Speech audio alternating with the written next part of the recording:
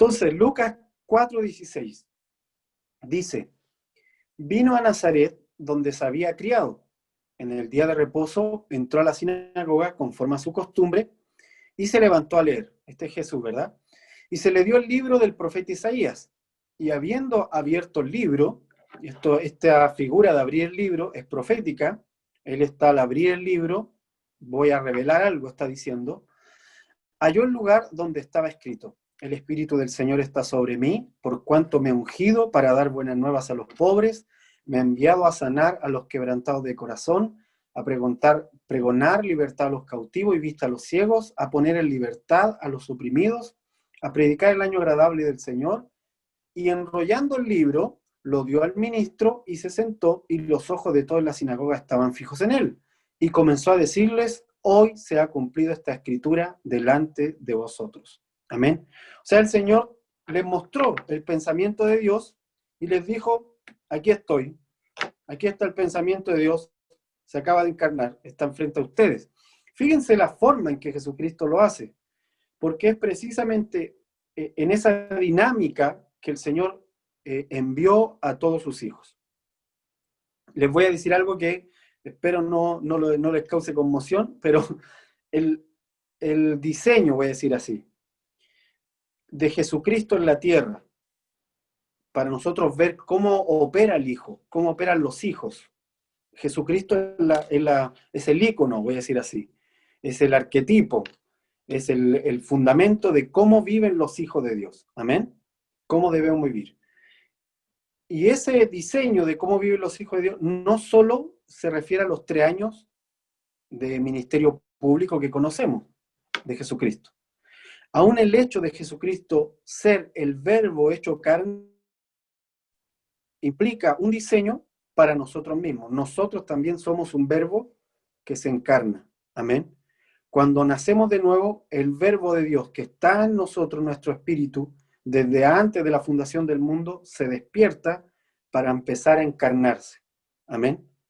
Ahora, la diferencia es que nosotros tenemos ahora una guía adelante, que es Jesucristo. Nuestra imagen final a la que vamos a llegar es la semejanza de Él.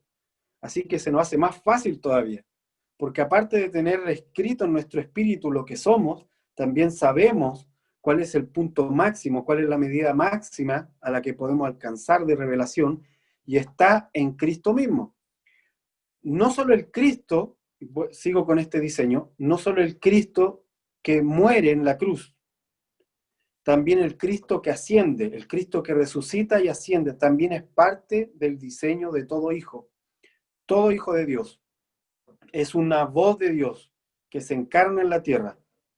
Es una voz de Dios que debe encarnarse, que en ese proceso también tiene que morir a la naturaleza de pecado, amén, crucificar la naturaleza de pecado para ascender en la naturaleza celestial, amén, y sentarse efectivamente junto al Padre en lugares celestiales. Jesucristo nos abrió esta puerta, amén, para que podamos entrar. De otra manera, habríamos sido personas cuyo espíritu, cuyo tesoro habría siempre estado encerrado en su interior sin saber nuestra preexistencia eterna. Amén. Así que, gloria a Dios por eso. Gloria al Señor por eso. Ahora, la palabra revelar es un término que es galaj, en hebreo, galaj, y se deriva del concepto megilah, que era otra palabra que significaba rollo. Entonces, revelar era casi como decir desenrollar. Amén. Cuando digo que en nosotros debe revelarse lo que somos, lo que está en nuestro espíritu, me refiero también a que debe desenrollarse lo que está en nuestro espíritu. Amén. Esto es un proceso. Me gusta esa imagen que la misma escritura usa porque nos permite también entender que es un proceso. O sea que, volviendo a este rollito de servilleta, usando el rollito de servilleta de nuevo, no es que nosotros nacemos de nuevo y esto está abierto de golpe. No es que yo nací de nuevo y ¡pum!, se abrió. Sino que debo empezar a desenrollar. Amén. Y es un camino que hacemos juntamente con el Señor, en donde nacemos de nuevo, esto queda por fin libre, y luego empieza a brotar la revelación de Dios desde nuestro interior amén, desde el Cristo que nos habita hacia afuera, amén.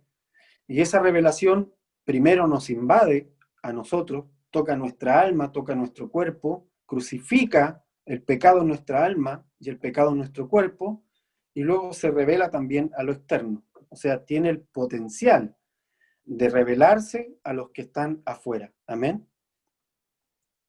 Amén. Lo maravilloso también es que, como dice David, son innumerables los pensamientos del Señor. Son innumerables los espíritus que han nacido de Él.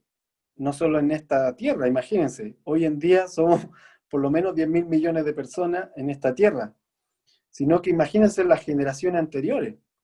La iglesia eterna que todavía está alrededor del trono hoy en día. Los santos que ya, voy a decir así, ascendieron y están ya juntamente con Él, que ya son estrellas que están alrededor de este monte trono alrededor del Padre, que ya son la gran familia que el Señor quiso reunir desde un principio, amén, y por el cual Cristo vino.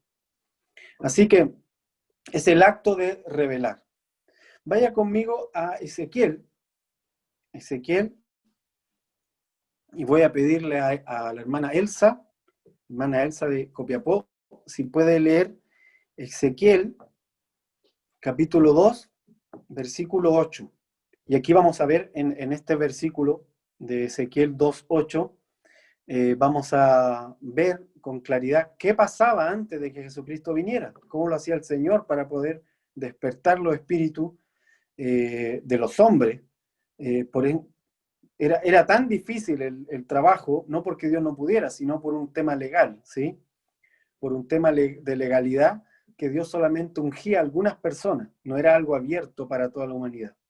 Si nos puede leer Elsa, y después Elsa en el mismo Ezequiel, un poco más adelante, Ezequiel 3:3, también leer ese versículo. Mas tú, hijo de hombre, oye lo que yo te hablo. No seas rebelde como la casa rebelde. Abre tu boca y come lo que yo te doy. Y Ezequiel 3:3 dice, y me dijo, hijo de hombre, alimenta tu vientre y llena tus entrañas de este rollo que yo te doy. Y lo comí, y fue mi boca dulce como miel. Bueno, aquí vemos que en el caso de Ezequiel, por ejemplo, para el Señor activar al profeta, en este caso, y hablar a sus palabras, él tuvo que comerse el rollo. O sea, este es un acto profético que Ezequiel está haciendo. No es que el comerse el rollo, digamos que todos sabemos lo que pasa cuando uno come algo físico. No dura mucho tiempo en el estómago. Te nutre, se hace parte de ti. Esa es la imagen que está tratando de hacer el Señor con esta visión. De ahí es también esto que hacemos nosotros cuando cenamos. Cuando cenamos la cena del Señor, estamos diciendo que el Señor se hace parte de nosotros y nosotros de Él. Nos fusionamos. Es lo que le llamamos conocimiento, ¿sí? Conocer al Señor, fusionarnos con Él.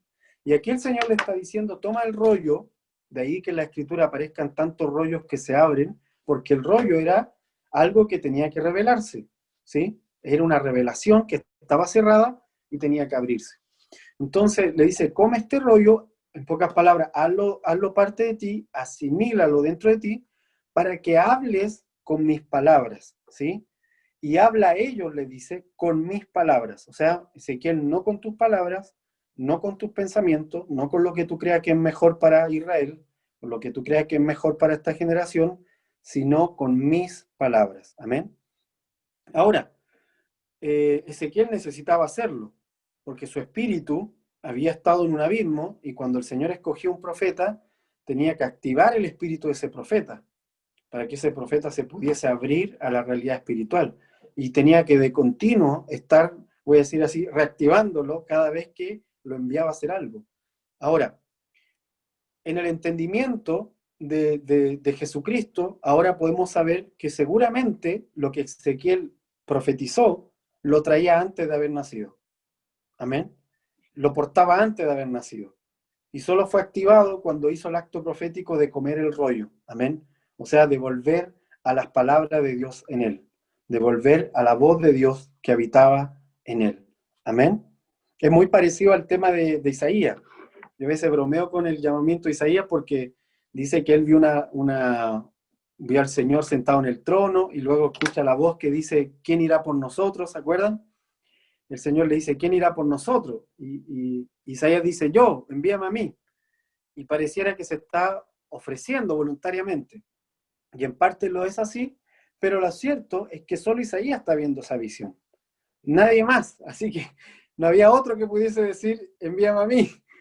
Por más que mirar alrededor, no había nadie más. Así que, de alguna forma, Isaías ya había sido escogido, como Pablo lo dice, antes de la fundación del mundo, para ver esa visión, para responder a ese llamamiento, para que el carbón encendido fuese puesto en su boca y para ser enviado a hablar las palabras de Dios. Entonces, todo lo que se va desenrollando, voy a decir así, en nuestra vida, una vez que nacemos de nuevo, implica que Dios quiera revelarnos algo que está escrito en nuestro espíritu.